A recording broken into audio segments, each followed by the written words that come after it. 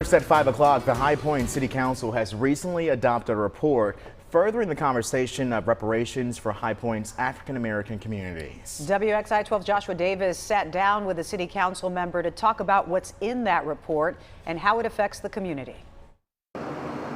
A common idea when we talk about reparations is repaying black communities through money. But a councilman I spoke to says their focus isn't just on cutting a check. It's about comprehensive policy changes and the impacts they'll have in the long term. The One High Point Commission is comprised of members of the local NAACP, city council members, and other local leaders, with the focus of addressing historic inequities that communities of color face. Councilman Michael Holmes represents the city of High Point's 6th Ward and is a member of the commission. We look at some of the historic inequities and that Black High Pointers face when it comes to food insecurity, when it comes to median income, when it comes to economic advancement, when it comes to educational attainment.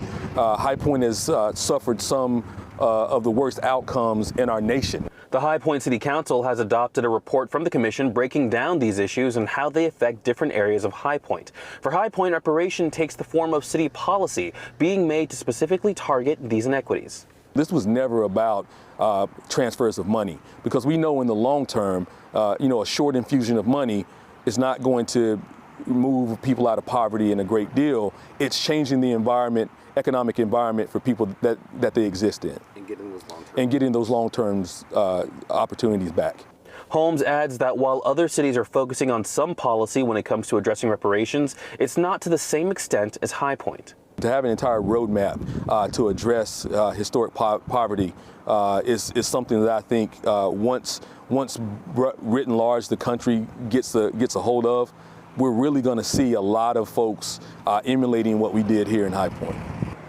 Now, Holmes says the next steps will include going over the different components of this report and how the city could allocate resources. He says they'll also dive deeper into what short, medium, and long-term effects could look like. Reporting from High Point, I'm Joshua Davis for WXII 12 News. Joshua.